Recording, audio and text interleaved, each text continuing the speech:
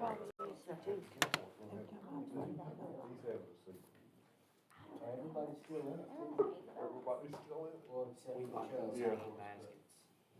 Which I think they still come up with this year. Grab some shoes, grab some baseball. Oh, there you go. Those dogs eat everything. Everything. Just those shoes are down there. Bills are on. Yes, I see the baseball. Well, I told her, I don't know, you should go to the closet and check it out. You need to click on Sylvia's. I do a lot of water. Yeah, where's the train? I said, you know what? You're not paying back. It's probably still, yeah, you probably should. I put my shoes in the closet, I want nothing. I don't like dirty shoes, chewed up shoes. Pretty cool. That's funny. I'd like to call the Maysville Board of Commissioners Wednesday, May the 22nd, special meeting to order. We'll start with invocation and Chief Palmer. Heavenly Father, we come here today to discuss some heavy topics. Give us the wisdom, give our commissioners the wisdom to see the equity that we have in the city. We come to you today and ask for prayers for one of our soon recently passed, and passed as far as retired, and watch over Kevin Doyle in his accident, and be with his family in his time of need and his time of surgery. Thank you for another beautiful day, and we ask you to just keep us in your blessings and watch over our city. Things that we ask in your name, dear Lord. Amen. Thank you, Chief. Roll call, please. Commissioner Brammer, Yes, ma'am. Commissioner Cartwell, Commissioner Wood, Here. Commissioner McKay, Here. Mayor Cotterill, Yes, ma'am. City Manager Wallingford, Here. Controller Rodusta, Here. HR Director Rose, Here. Project Coordinator Horde, Here. Public Works Director King, Here. Police Chief Palmer, Here. Fire Chief Con- we don't have anybody. Utility Manager Spence, Here. Zoning Administrator Larger, Building Inspector Fawcett, Codes Officer Brooks, Tourism Director Bailey, Here. Main Street Director Reese. Thank you. Budget session. All right, you guys have been given the newly put together books. So what I'd like to ask you to do is go to the very first page that says Budget Overview. We're going to start there. Joseph has gone into a little bit more detail. For the record, show that David Cartmel is present. David, you'll need to go up and get your budget book out of your box. I like what he's done. He's gone into a little more detail on some of the expenditures. But what I want to point out is the number in the middle to the right, $7,365,871. That's a projected deficit. Now I want to go into a little bit of a detail on that one. After we had our first budget meeting, Joseph put numbers together, and we were at $7,866,000. Since then, we've had, I think, 2 staff budget sessions, and we sat down and we cut. We cut $500,000 worth of requests out of there already. Okay? Now, also within that 7.3 is 3.1 million for a water line from Washington to Maysville. Now, we will be applying for economic development assistance money through the federal government for that line. Could get all of it paid for, could get half of it paid for, could get none of it paid for. Whether we get money or not, we have a decision to make. Do we utilize general fund money to pay for that? Or, if interest rates are good, do we go after a KIA loan to do it? Or maybe half and half. So if you look at that 7.3, you can kind of take that out, set it off to the side. Okay, that takes you down to 4.2. We also have 1.1 million in there for our broadband project that we are responsible for. So that's technically ARPA money that we've already used. So that takes it down to about 4. Now, just to put this into perspective, in fiscal year 19, we had a projected deficit of $165,000. We ended up $398,000 in the black. Fiscal year 20, $801,000 projected deficit. We ended up $700,000 in the black. 21, $757,000 deficit. 2.9 million in the black. That was a COVID year. Fiscal year 22, $901,000 deficit proposed. We ended up $377,000 in the black. Last year, fiscal year 23, $5 million deficit. We're estimating that to be $770,000 in the red. That's still a $4 million difference between what we started with and where we are. Now, what is not in here? What is not in this deficit? Let me find my information. I am proposing a market rate adjustment for employees of 9.5%. Okay? We can't hire an assistant utility manager. Tried for 6 months, can't hire one, because they won't come here for what we pay them. Okay? We just recently received the salary survey from the League of Cities. There were, out of former third-class cities, we had a number of cities in the range, 34, number of cities reporting, 29. Just real quick here. You have percentiles of where everybody's paid. They're at the 25th percentile, the 50th percentile, 75th percentile, whatever. I'm just going to call some stuff out here. City clerk, under the 25th percentile. Assistant city clerk, under the 25th percentile. Finance director, right at the 25th percentile. City treasurer, between the 25th and 50th percentile. City engineer, under the 50th percentile. Planning director, under 25 percentile. Building inspector, between the 25 and 50 percentile. Public Works Director, under the 25th percentile. I can keep going and going and going. And just because I'm going to throw it out there, me, under the 25th percentile for pay. Are these all third-class cities? Yes. Former third-class Okay. cities. Yes, ma'am. And how many reported? Vic, hold on. 29 out of the 34 former third-class cities.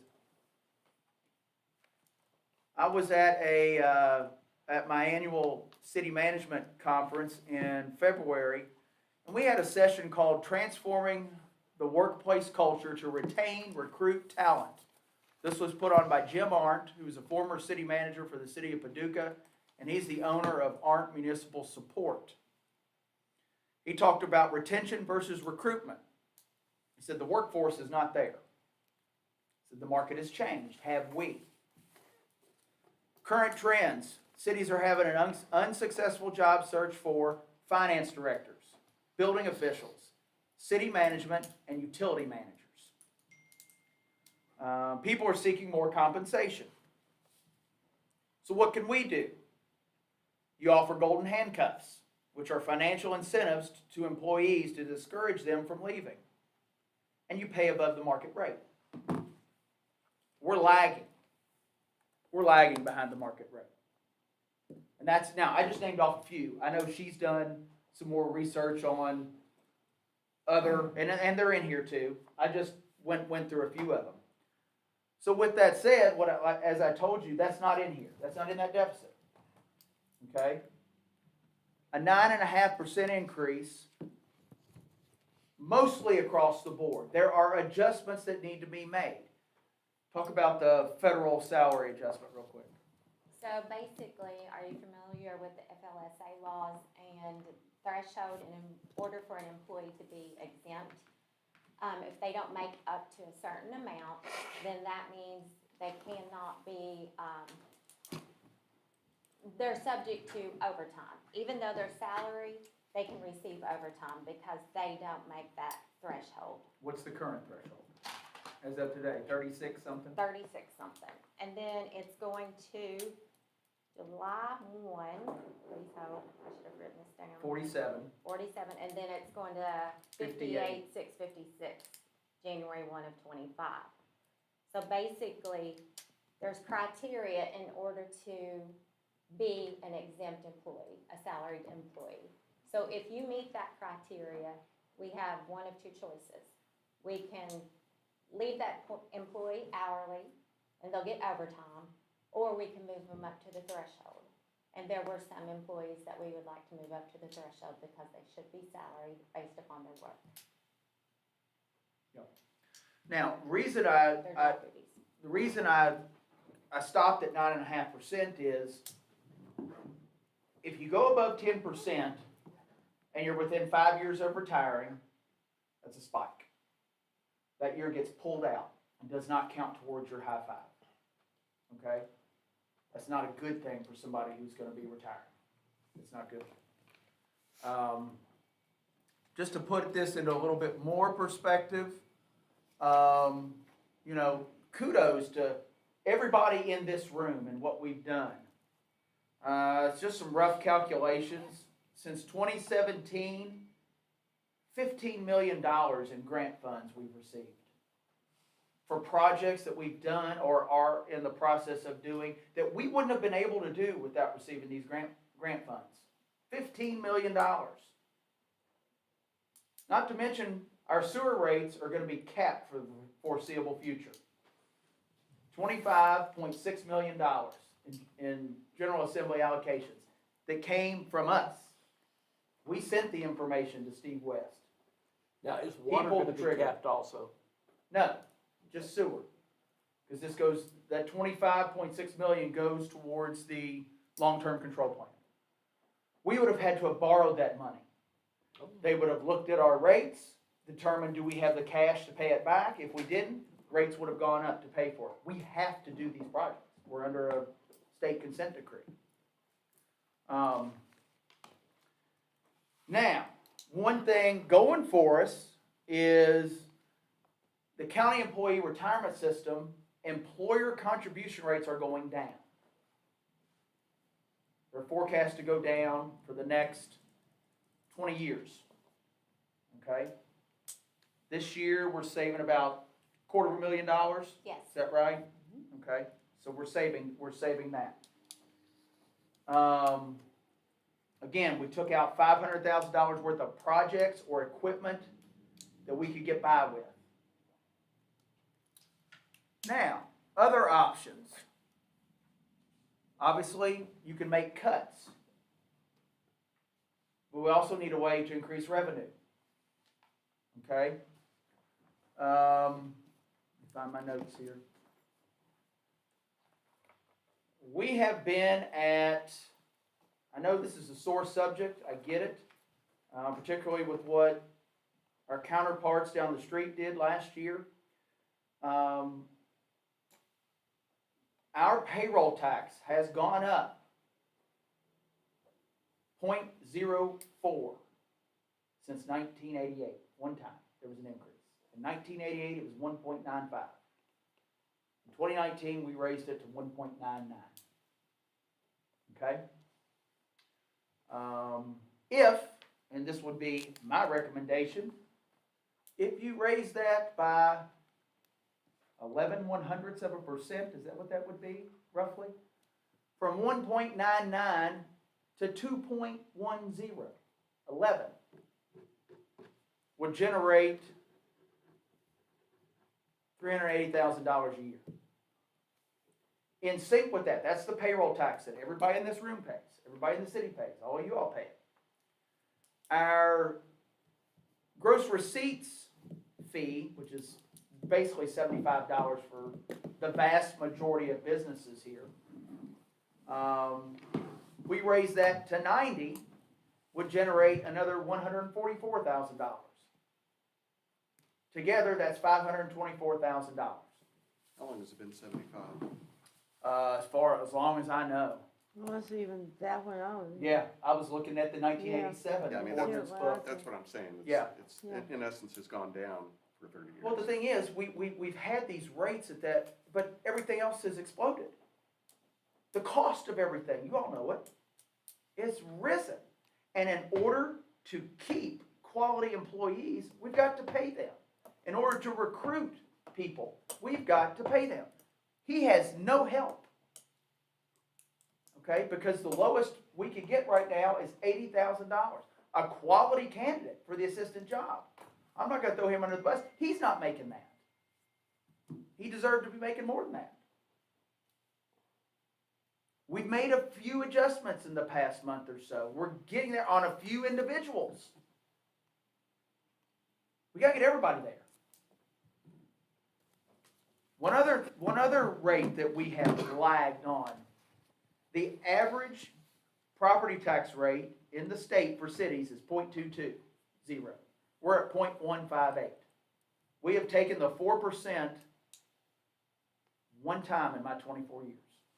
Once. You can't just do it every once in a while. You have to continue to do it so that amount compounds. Here's the problem. We're relegated to 3 forms of revenue: property tax, payroll tax, and insurance tax premiums. That's out of our control. Until such time that the state steps up and gives us the opportunity to utilize consumption-based taxes, such as a restaurant tax, we're relegated to those 3 forms. They are dropping their income tax because they're increasing their sales tax on the various things that's a choice. Okay? If you want to go to a restaurant and eat, that's a choice. But if you want to work here, you don't have a choice. That's the tax you're going to pay. Nobody in this room wants to pay it, but we've got to fund the services and the people here. We have to. So with the combination of cuts, a combination of increases in revenue, not only that, one other one, we've been at $9.50 a square foot as our rental rate. I mean, you've been here since 2012. I know it hadn't changed. I talked to Tyler McHugh. I asked him to do a little bit of digging for me on downtown or commercial rates in general.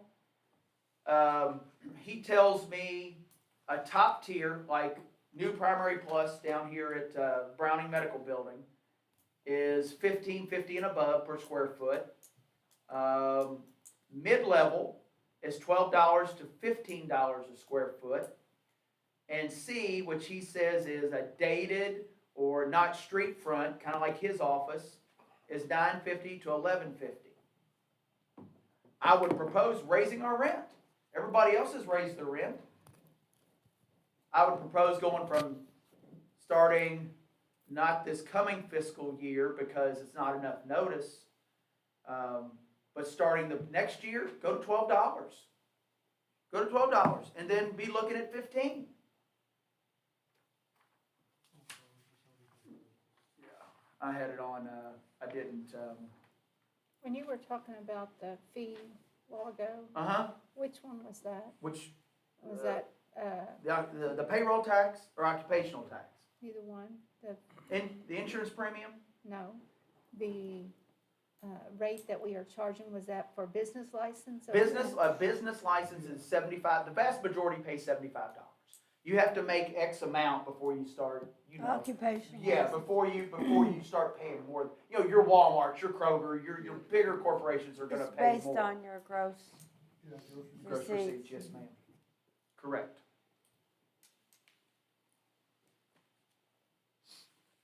At $12, we would generate an extra $75,000 in rent. At $15, an extra $166,000 in rent. okay? Could you say that again, please? Yes, ma'am. At $12, it would be an extra $75,000 in rent. At $15, an extra $166,000 in rent. Which properties are we talking about? We're talking workforce development, Department of Families and Children, Buffalo Trace Area Development, everything at one stop down there. Do our leases allow for a rent increase? Oh, yeah. Yeah. We couldn't do it for this upcoming fiscal year, Andrew, because we've already entered into agreements for fiscal year 25, but we would want to look at fiscal year 26 and beyond. Well, I mean, that's not low-quality space. I mean, No. that's high-quality space. Yeah. That's not something, there's any apologies for it. Yeah. Doesn't seem- Probation and parole, Chamber of Commerce, drug court, things like that.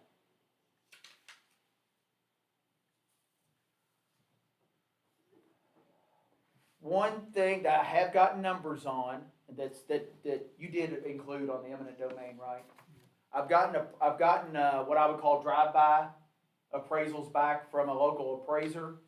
For 5 properties that we're looking at, he estimates a low range of $205,000 and a high range of $335,000.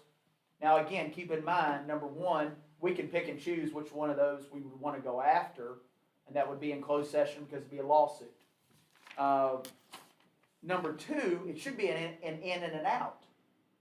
We would have to pay for the property, then we turn around and sell it, and hopefully sell it for more than we paid for it, and get them back on the tax roll. Insurance tax, that's another one. It has been increased one time that I'm aware of, went from 7% to 8% a few years back. Now, the only thing with the insurance tax premium, you have to do it at least 100 to 120 days prior to the start of a fiscal year. If you went up 0.5%, that would generate $81,000 a year. If you went up 1%, that would generate $162,000 per year.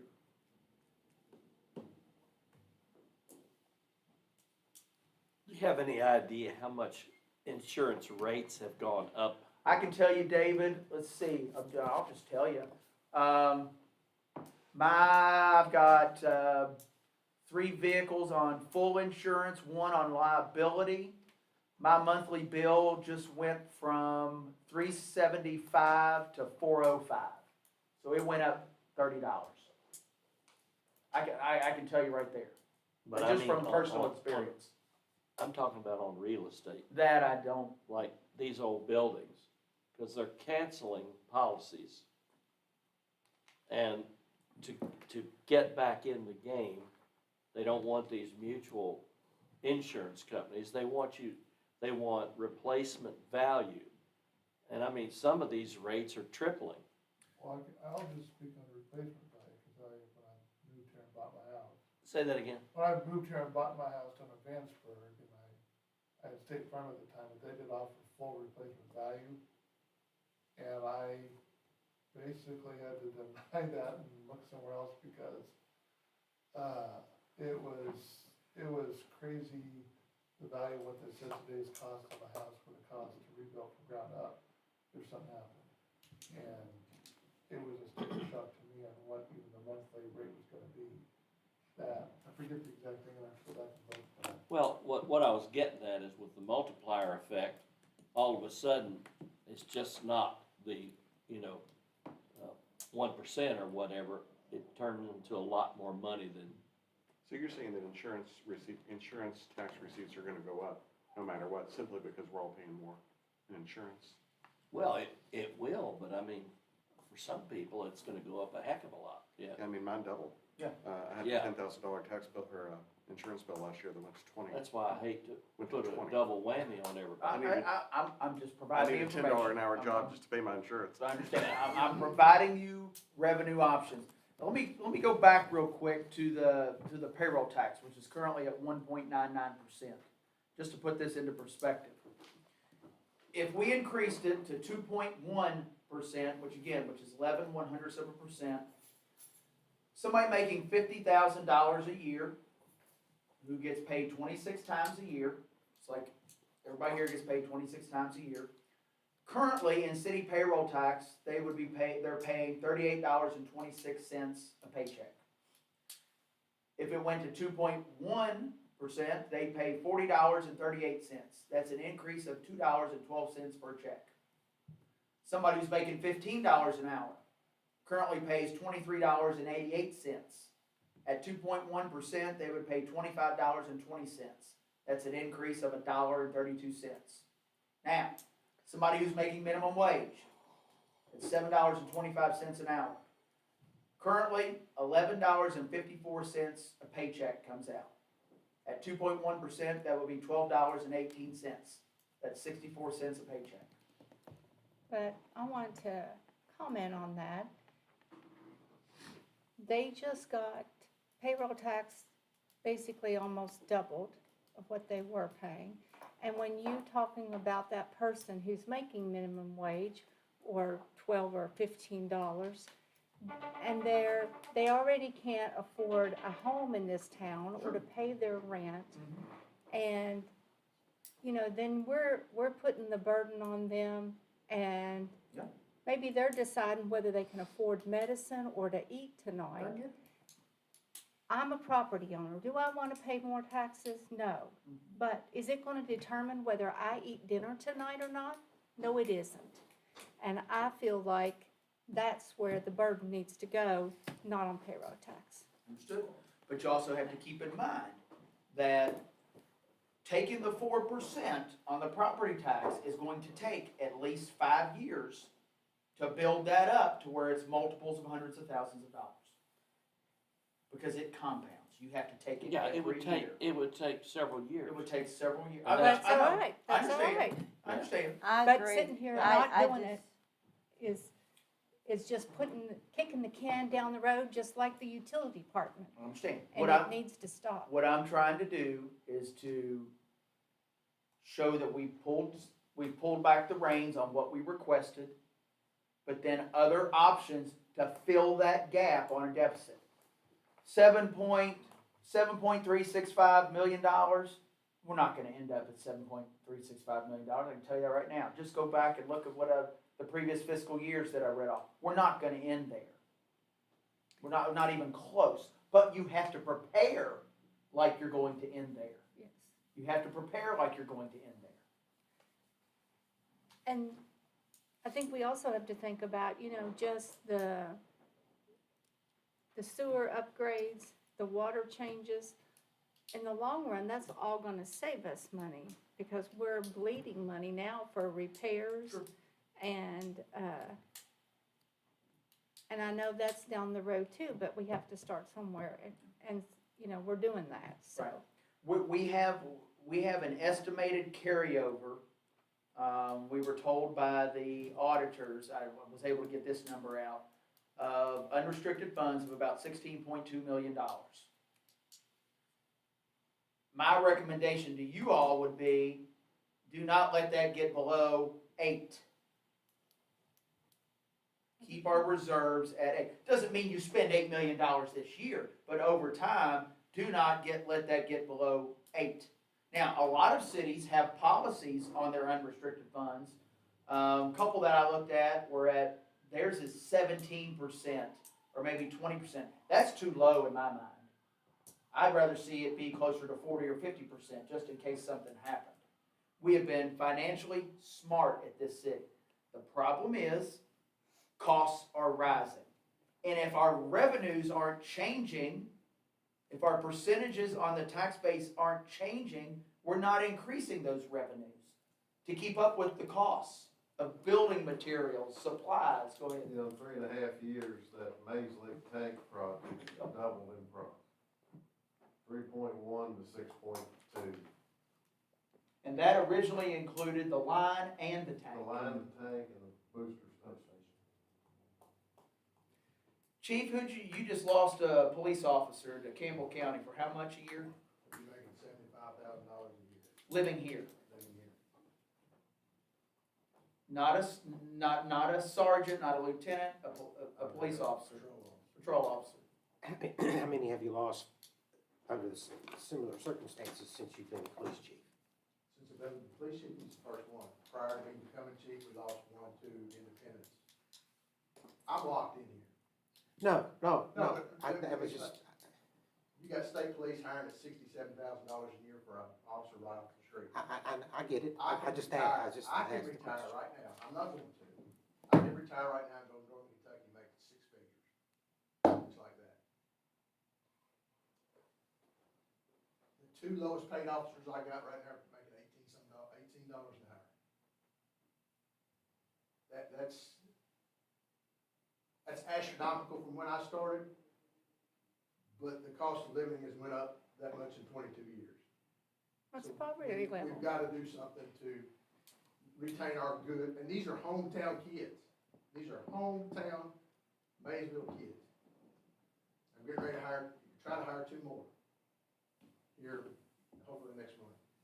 We've got to do something to retain these kids. I'm not going anywhere. You guys are stuck with me. I love it here. I love it, but we've got to do something to.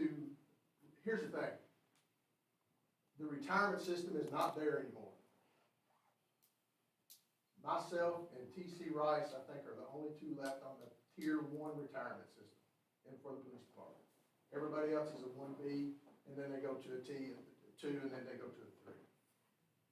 The younger generation is not looking at retirement. They're looking at making money and making a living and doing it the best they can. And that's where we're losing some of these guys. And there's no doubt I have guys looking right now. Because, hey, I can drive an hour and go from making, $48,000 to $75,000. And I know, I make get that. I get that. I just merely asked you how many has done that since you've been police chief, and this is your second. Do we wanna take the That's risk all. on how many Yeah, we're yes, gonna sir. lose? I was gonna say, do we wanna take the risk on trying That- to that's- how many we're gonna lose? Yeah, I don't wanna worry about that, and, but I think, yes, as me being police chief, 2, yes, sir. As me being a 22-year veteran in this police department, considerably amount over the years have left to go to Northern Kentucky. I think you guys started seeing it 6 or 7 years ago with the fire department, when they started losing EMTs and paramedics to other agencies to make more money. And I think it's really hitting home now that we can't get somebody to come to the water company for $80,000. I mean, it's like we've gained leaps and bounds, but we're still stuck in a lag that we haven't caught up with the cost of living. I just lost one of my best laborers, and he's gonna make $11 more on the hour. How could I complain? How can I say, please don't go? That's about all I can say. I ran a report before we came in. Since July 1 of '23, we've lost 22 full-time employees, and 13 of them were due to compensation. They found jobs making more money. I'll speak up, and we're losing another one. He put in his 2 weeks yesterday. Within not even a year that I've been public works director, I think I've lost 3 or 4 now, just for better pay. And we've done probably 15 plus interviews, have some really good candidates. We just can't pay them enough. What was the comment from one candidate? What do you want me to do, sell my house? Yeah, he made the comment to Rhonda. He was a great candidate. We offered him what we could offer him. But what we're looking at is our guys that have been here for, 6, 7, 20 years, what are they making? I'm not gonna bring someone in and make more money than they make. And that kind of sticks me in a spot where I'm like, what should I offer? And we're not even close. So we've just barely squeaked by with getting a few that we've got. And I'm just speaking for them, not myself, Well, and I think years ago, and maybe this was a false perception by myself, but that, city employees you hired the cheapest you could get, and I think where today, you got police officers that are making split-second decisions, and, there's been articles in the paper about lawsuits recently in towns nearby because of not making good decisions.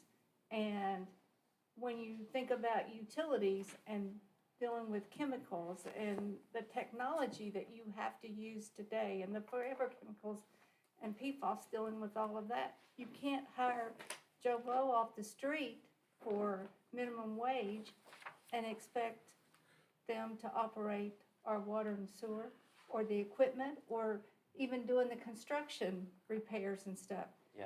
And we can't afford to redo everything 10 times. We need it done right the first time. And I think we're gonna have to step up and figure out a way to pay for it. I'll add a little extra to that. When we hire someone in, if we hire someone in, low pay scale, they come here, work for a year, they learn all the skills that they need to learn here, and then they put that on their resume, they'll jump up, making more money somewhere else. It's kind of like a stepping stone That's here. the time and effort that we, as people that run those departments, put time in. We invest our time in teaching everybody and teaching the right way to do stuff, and then we don't get that payback by them being a continued employee here. And for Spence and the utilities, I mean, the licenses that's required, that's the big thing. We require the license, but we're not, the price for the license is not meeting what other communities are doing. And that's a big, well, with anything, as you advance captains, sergeants, I mean, whatever you're doing, whatever profession, that's the huge one, I know for him. I guess, We've interviewed several CDL drivers, and us hiring a CDL driver, I don't think is possible with what we're gonna pay them. Just because they can make, $3 or $4 more on the hour just driving, for, their personal truck or,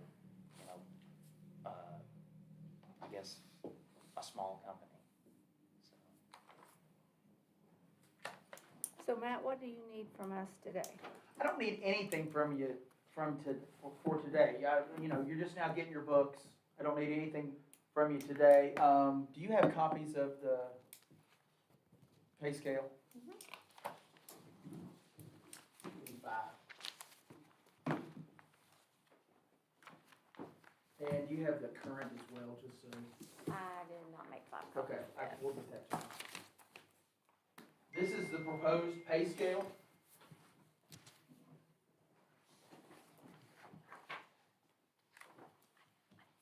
Should be 3 there, good.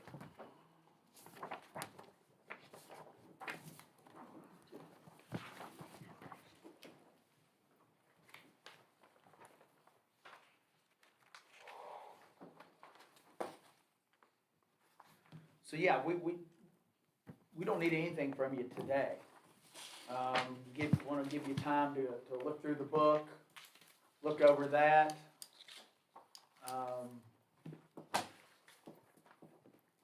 You've got a list in there of all of the nonprofit requests. They're all in there, so you'll want to take a look at all that.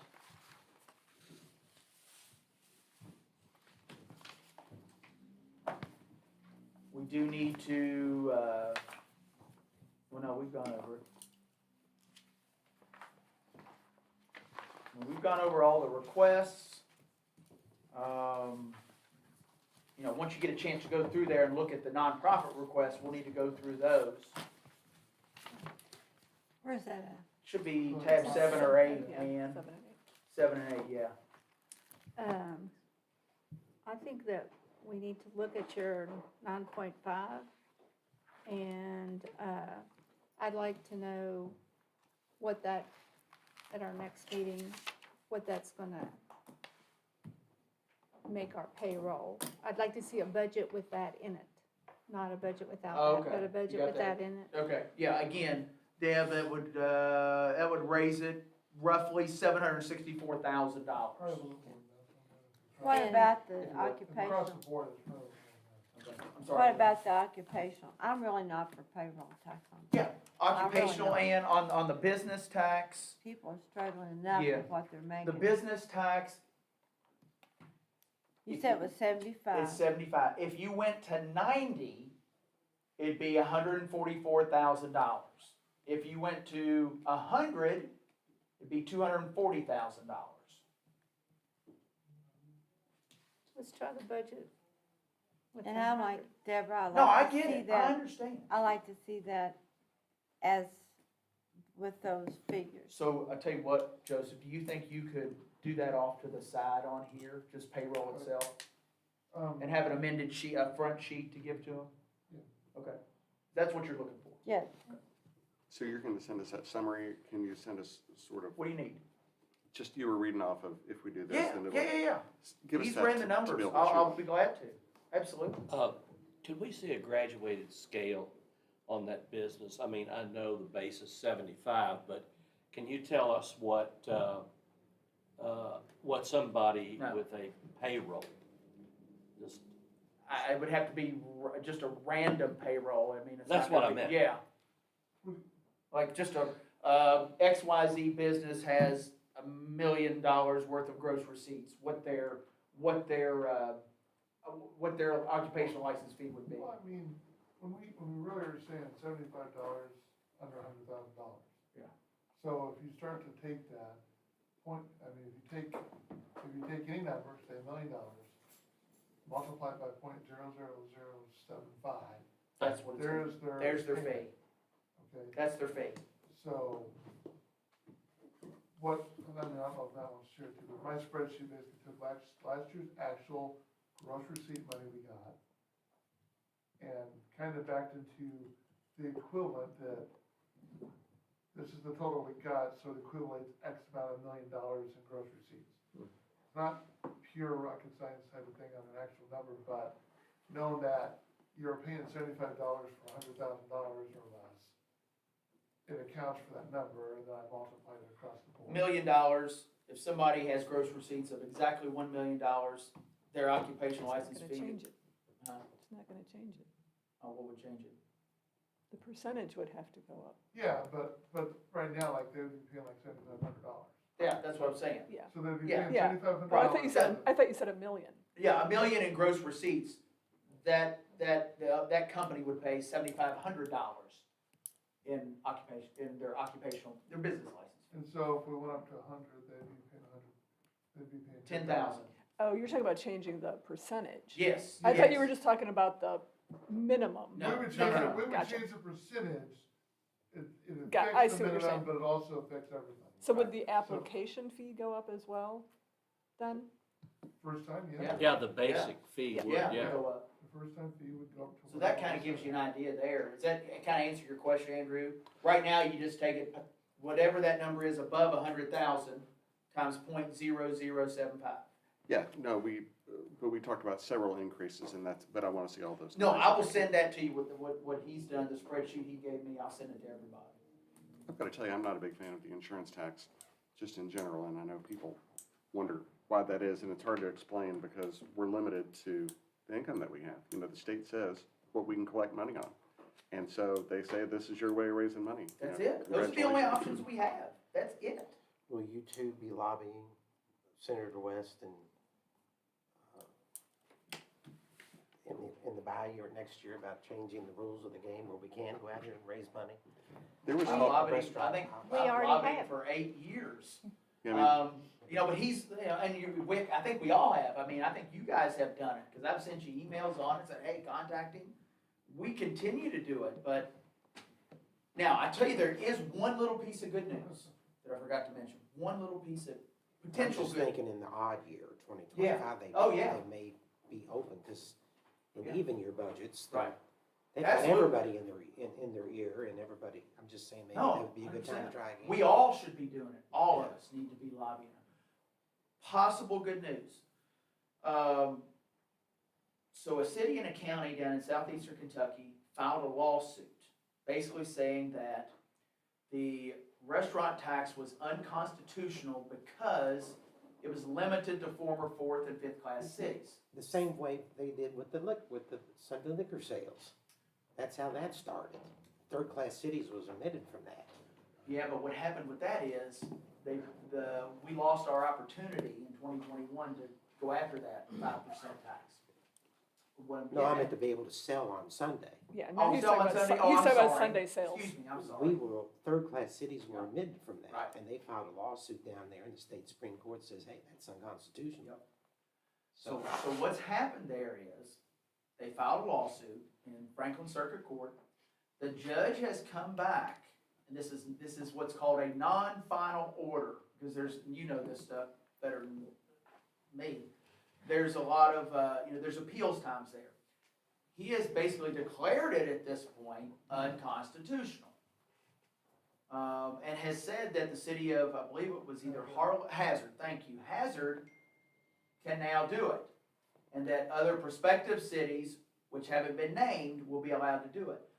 But until such time that that appeal period goes by, we're kind of just standing on edge. So that's a little piece of good news, that could, and I emphasize could, be coming. The problem is you've got cities that already institute that tax who have a cross claim against this, basically saying, don't say it's unconstitutional because then I don't get to do it anymore. So you got cities that are currently assessing that fee fighting it. Does that make sense? They're assessing what fee? The restaurant tax. But now, here's the problem with that though. We still need help from the legislature because all of the money generated from that tax goes straight to your Tourism and Convention Bureau. Who's making faces at the end of the day? KLC's proposal, which I think is the right proposal and the right way to do it, would be to divide that out. 75% would go to the general fund, 25% would go to Convention and Visitors Bureaus. I'm just kidding, I'm fine with that. I think you'd take $250,000 a year. I would take $250,000, I'm cool with that. Okay, so, we need some General Assembly help still, but yes, you're right, we need to keep lobbying. Yeah, little Mount Sterling got $890,000 a year. The last time we looked at it, we estimated, this was 4 or 5 years ago, we estimated $1 million a year. Yeah. What about the buy the drink tax? I haven't heard any talk about that for a while. That sunsetted in 2021. We cannot go after it. So what's the window frame on this restaurant tax? What are we gonna sit on? What are we sitting on? Talking about the Lawsuit. lawsuit, They told the There were- tourism industry to like basically wait 2 years, but it seems like this, It's quicker. it came out, yeah, it's gonna.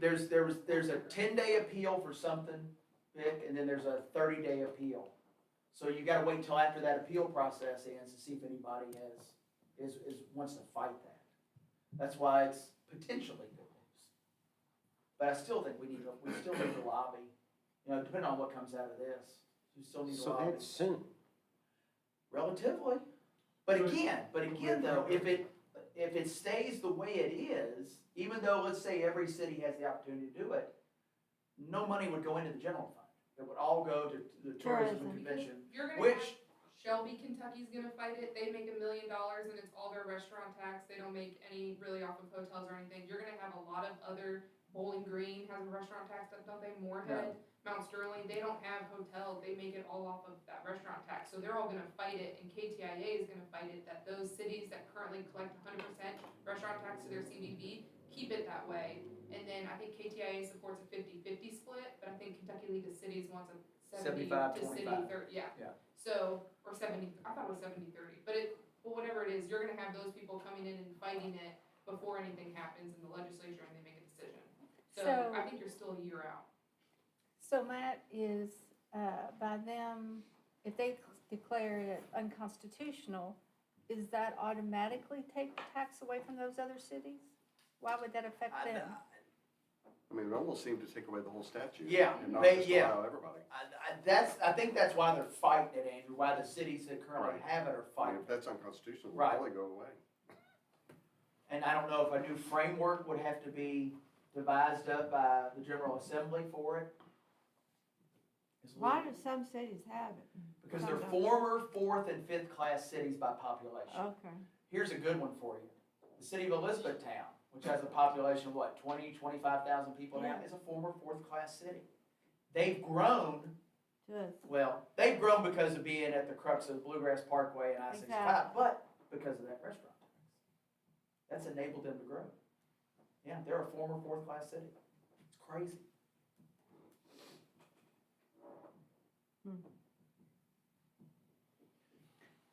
So that is the broad overview. Those are the options. That's what I'm proposing on payroll. It's time. It's time. We've got to keep quality talent here, and we've got to recruit that talent and keep them. Anybody got anything else to add that I left out, missed? Okay. Oh, I was gonna say, I was reading an article from Redfin, and this goes back to the pay increases. In 2020, you only had to earn $40,000 a year to afford a home, and the median average home at that time was $169, which was on the lower end for homes up here in Maysville in 2020. Today, in 2024, you have to make, it's an 87% jump. You have to make at least $75,000 to own a home now, and I think that average median starter home is $240,000. So I was able to afford a home in 2020, but with what I make now with the city, I would not be able to buy a home where I live, and I am a director here, and I would say that some of the other directors probably wouldn't be able to as well.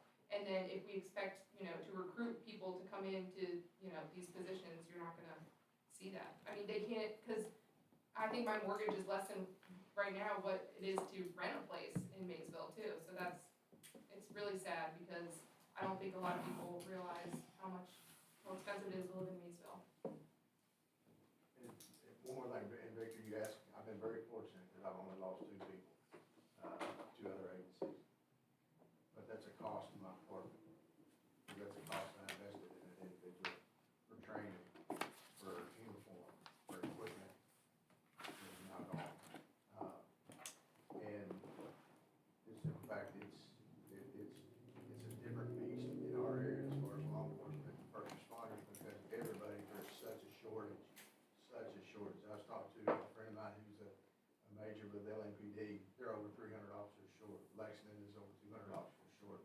So it's out there, and it's the carrot is dangling. And we have good hometown kids that we're trying to keep, and we don't want to lose. And that's, this is a good way to start.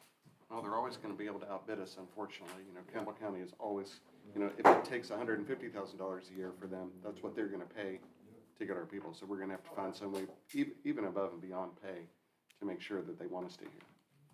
I mean, I've even lost guys that went to smaller water systems to make more money. And we're Maysville. I mean, we're a big water system. I would like to give the examples of these reports that I ran. So a lot of the laborers within utility and your department come in making $15 an hour, which equates to $31,000 annually. So they pay 6% on retirement, which is $60, $18 Medicare, and if they take a single health insurance plan, it's $26.73, dental $270, vision $323, then we got the state taxes. So their net pay is $939.56. So basically, for the year, they take home $22,494. And then someone that makes $20 an hour, which is $41,600, and they take a health insurance for family, one of the cheapest plans, dental, no vision. Their net pay is $1,029, and for the year, they take home $26,755. And that's at $20 an hour. Well, the big thing that all of us see, the fast food restaurants, everybody's going through there. The meals, they've all went, they're $10, $12, $13, but they're putting, McDonald's, Hardee's, all of them they're looking for people, and it's $15 an hour. You can't find them. Yeah, but now they're fighting each other. They got $5 meals. Well, I know, Yeah. they're trying to put that back. Oh, yeah. So, I mean, that's why, and that's one of the reasons. Yeah. I mean, so that, that is, when they're paying 15 an hour, it's hard to compete. Well, I mean, there's always gonna be industries who can beat us, I think, on a dollar amount, but at a minimum, people need to be paid well enough to live. Yeah. And so, I say we get them to there, and then, if we keep losing people, then we'll have to address that later on. But it's no secret that we've ridden on the backs of the employees since COVID struck.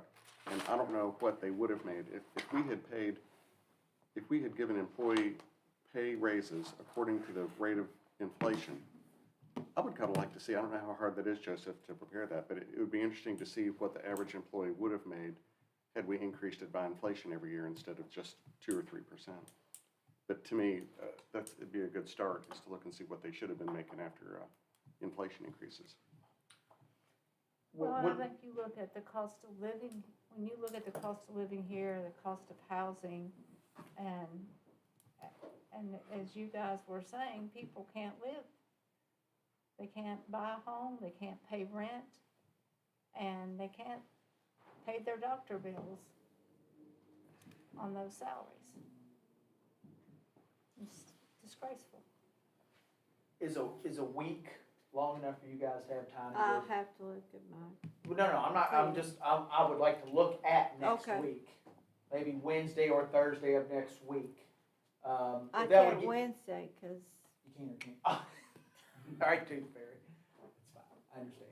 I'll check with you, but is that enough time for you guys to be able to go through Yeah. the book? And I will send you some supplemental I'm not information. missing that appointment. Don't do it. I'll send you some supplemental information on everything we talked with. And when I do that, I'll reach out to you for dates. Okay, Does it sound good? yeah, All right. all but Wednesday. Just echoing what she said, rather, excuse me, Caitlin. $10,000 when a lot of us, in 1970, started working, it's $81,300 today. Yeah. Which is pretty darn hard to believe. If you do Tuesday, it has to be really late in the day. Okay. Thursday, I'm open. I'll get input, I'll get input from everybody, and, we'll try to go on and set something up. Because I'm shooting for June 17th to have first reading, and then, the following week have second reading. God, it's hard to Thank believe, you Judy. all Yeah, for the work that you've done on this and for the preliminary workshops that you did and cutting where you could. I just caution you on that of making sure that we get value for our dollar spent, not just looking at what the bottom line is, but what's the value for where we're spending our money. Mayor and Commissioners, that's all I have for you today. I will entertain a motion to adjourn. So moved. Second. Roll call, please. Commissioner Brammer? Yes. Commissioner Cartwell? Yes, ma'am. Commissioner Wood? Yes. Commissioner McKay? Yes. Mayor Cottrell? Yes, ma'am. Thank you. Thanks, gang.